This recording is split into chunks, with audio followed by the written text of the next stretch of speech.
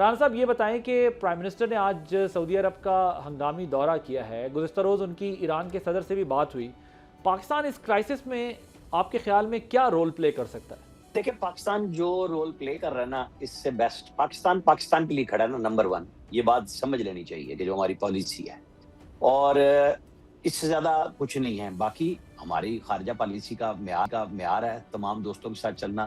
کل security council میں ہم نے اپنا بالکل کریکٹر پبلکلی شو کیا نا، کوئی ایسا تو نہیں ہے. جب ایران پہ حملہ ہے تو ہم اس کی مذمت کرتے ہیں، اور جو ایران کی طرف سے گلف ممالک پہ حملہ ہو رہا ہے اس کی ہم مذمت کرتے ہیں.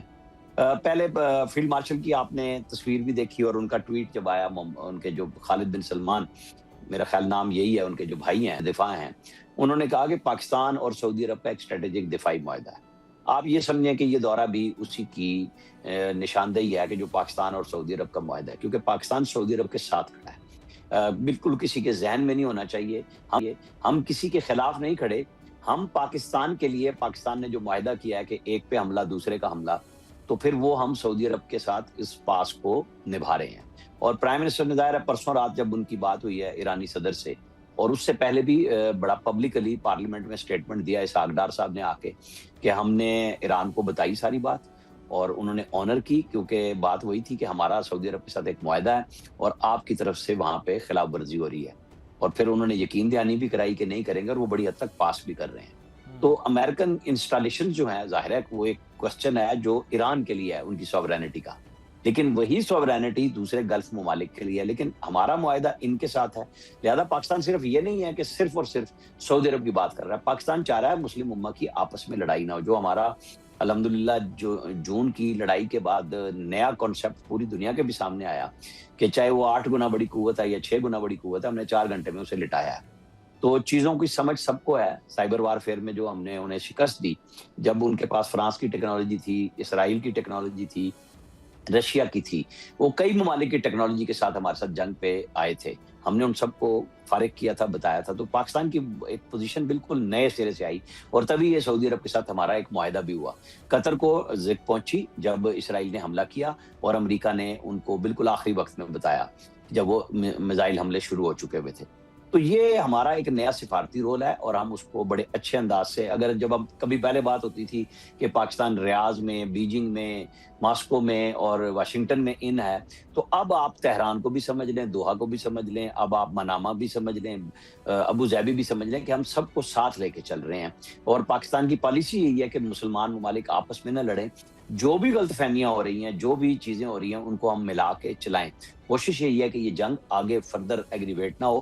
وہی سعودی عرب پاس بھی کر رہا ہے، وہ دوسرے راستے سے ہمیں آئل بھی فراہم کر رہا ہے، کہ وہ ہماری جو ضروریات ہیں وہ بھی پوری کر رہے ہیں. ایران کے ساتھ بھی ہماری بات ہو رہی ہے. تو یہ دورہ اسی چیز کی نشانی ہے. اوکے ڈاکٹر صاحب، آپ کے خیال میں دونوں کنٹریز اس وقت پاکستان سے کیا ایکسپیکٹیشن کر رہی ہوں گی، اور پاکستان ان کے بیچ میں بیلنس کریٹ کرنے کے لیے، کچھ سچویشن کو کام ڈاؤن کرنے کے لیے کیا کر سکتا ہے؟ ابھی میں پرٹیکولرلی سعودیہ اور ایران کے کانٹیکس میں آپ سے پوچھ رہا ہوں. دیکھیے، خارجہ پالیسی کے حوالے سے پچھلے کوئی سال بھر میں جس پیڈسٹل پہ پاکستان پہنچ گیا وہ میں نے پہلے اپنی زندگی میں نہیں دیکھا. یعنی کہ ہم امریکہ کے بھی دوست ہیں، چین بھی ہماری بات سن رہا ہے، رشیا سے بھی ہمارے اچھے تعلقات ہیں، سعودی عربیہ کے ساتھ ہمارا معاہدہ ہو چکا ہے، ایران ہمارا ہمسایہ ملک ہے، وہ بھی بات سنتا ہے. لیکن اس پرٹیکولر انسٹنس میں میرا خیال ہے کہ we are under contractual obligation. ہم ایک معاہدہ کر چکے ہیں سعودی عربیہ کے ساتھ، اور اس معاہدے میں یہ ہے کہ اگر کسی بھی ایک ملک کے اوپر حملہ ہوتا ہے تو اس کو کنسیڈر یہ کیا جائے گا کہ دونوں ممالک کے اوپر حملہ ہوا. تو میں سمجھتا ہوں کہ ایک مشکل گلی میں پاکستان پھنس سکتا ہے، کیونکہ ایران تو حملے کر رہا ہے، اپنے سارے جو اس کے ہمسایہ ممالک ہیں ان کے اوپر حملے ہو رہے ہیں. اب پاکستان کو کلیئر کٹ کیا اسٹیپ اٹھانا ہوگا؟ میرا خدشہ یہ ہے کہ جو ان کے دفاع کے وزیر ہیں پرنس خالد بن سلمان صاحب، انہوں نے اس معاہدے کا کچھ ذکر ضرور کیا ہوگا. اس معاہدے کو انووک ابھی تک آفیشلی نہیں کیا گیا، لیکن کسی سٹیج پہ کیا بھی جا سکتا ہے. تو پھر اس سٹیج پہ جا کے پاکستان کے لیے کچھ مشکلات سامنے آ جائیں گی. ایک ہمارا ہمسایہ ملک ہے، دوسرے ملک کے ساتھ ہم معاہدہ کر رکھے ہیں، تو پھر ہم کس طرف جائیں؟ दूसरा जो इकोनॉमिक चैलेंजेस हैं इस जंग की नतीजे में वो पाकिस्तान के लिए बड़े ख़तरनाक साबित हो सकते हैं। देखिए इस वक्त जो हमारा खारजा अकाउंट है वो तकरीबन मुकम्मल तौर पे उसका इन्हिसार है रेमिटेंसेस के ऊपर। अगर वो 38 बिलियन डॉलर जो पाकिस्तानी बाहर काम करते हैं वो पाकिस्तान को ना भेजें या उनमें कमी आ जाए तो फिर पाकिस्तान का करंट अकाउंट जो है वो बैलेंस नहीं हो पाता। बड़ा बड़ा शदीद किस्म का वहाँ पे इम्पैक्ट सामने आ सकता है। अब 38 बिलियन में से लगभग 30 अरब जो है वो गल्फ कंट्री से आता है। पाकिस्तानी तकरीबन 60 से 70 लाख बताया जाता है वहाँ काम करते हैं।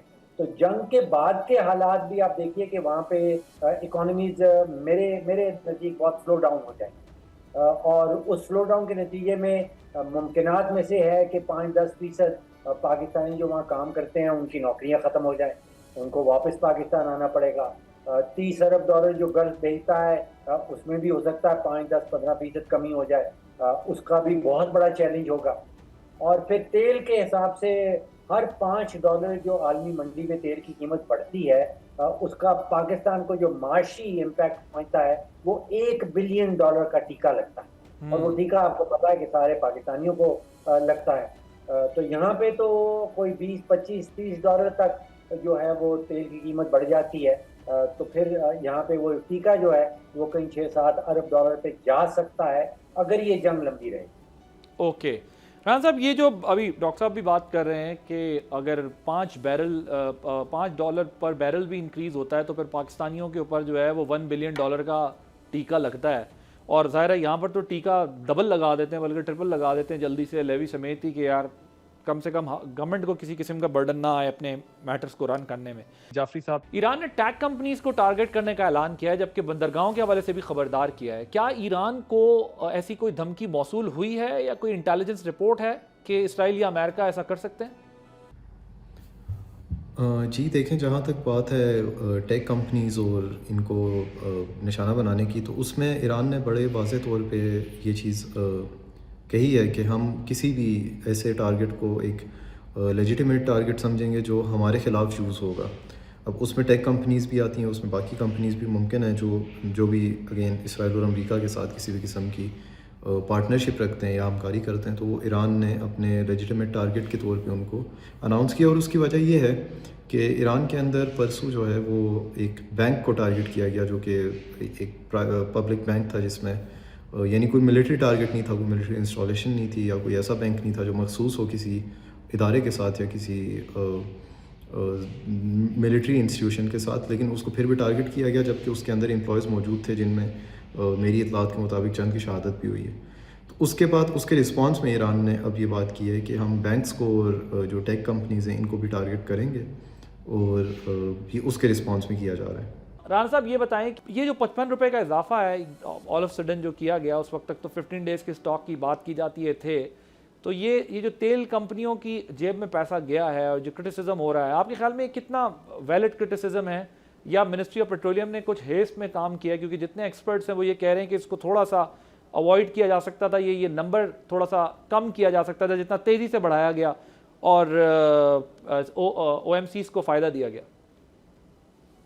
इसकी दो तरह से है। बिल्कुल फ़ायदा OMCs को गया और फिर पेट्रोल के जो मालकान है पेट्रोल पंप के उनको फ़ायदा गया, आम आदमी को डज लगी। लेकिन इस पे हम जब ज़ाहिर बात करते हैं कि लेवी डीजल पे, मतलब अगर डीजल की कीमत और ज़्यादा बढ़ती तो वो एक और बहरान होता।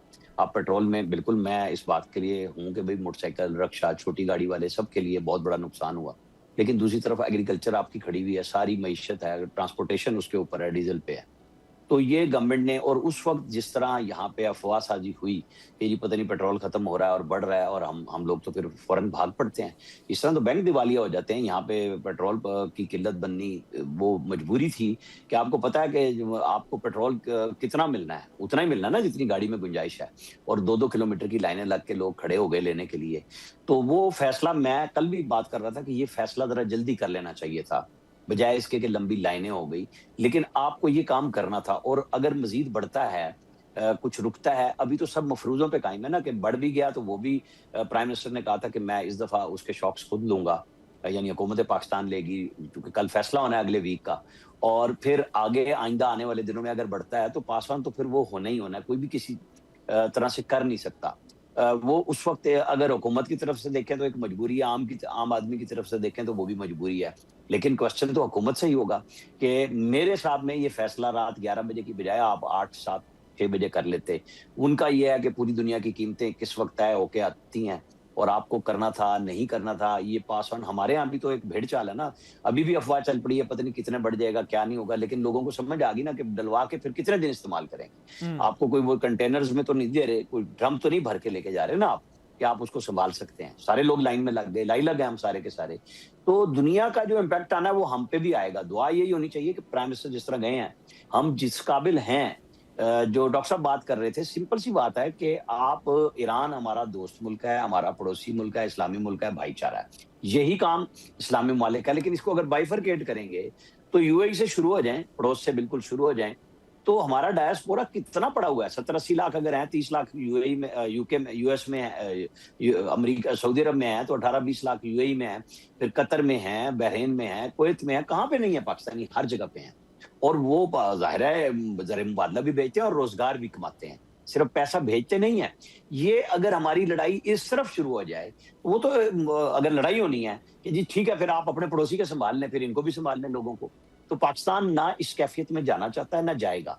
इसका हल यही है कि दोनों तरफ बातचीत की जाए, समझाया जाए कि भाई हमारी मजबूरी है, लेकिन फिर पाकिस्तान को अपने माहिदे के ऊपर तो खड़ा होना पड़ेगा।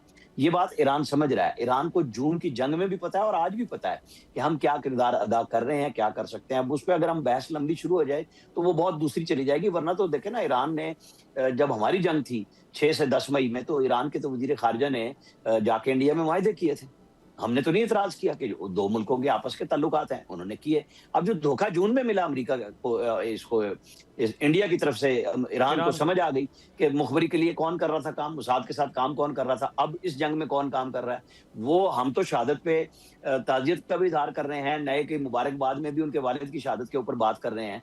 हम कोई दो अमली नहीं कर रहे और पब्लिकली कर रहे हैं। ये नहीं कर रहे कि बंद कमरे में कह रहे हैं कि यार हम शहादत पे आपसे ताज़ियत करते हैं, लेकिन पब्लिकली नहीं कह सकते। नहीं, हमने पब्लिकली एक जुर्रतमंदाना स्टेप लिया है और उसमें अमेरिका हमला कर रहा है, उसमें इसराइल हमला कर रहा है और हम उसकी मजम्मत कर रहे हैं कि ये गलत बात है। लेकिन साथ ही हम ये चाहते हैं कि इस गुस्से में अमेरिकी अड्डों के नाम पे उन दोस्त ममालिक की तरफ भी ना जाएं। बहरहाल एक तनी हुई रस्सी है जिस पे हम चल रहे हैं और हमें चलना होगा। ज़ाहिर है दुनिया के साथ जब चलना है तो फिर आपको सामने होकर चलना है। जो आप बंद मदद कर रहे हैं वो उस मुल्क को अब ख्याल करना होगा जिसका नाम ईरान है। सब्सक्राइब करें और बेल दबाएं ताकि कोई खबर रह न जाए।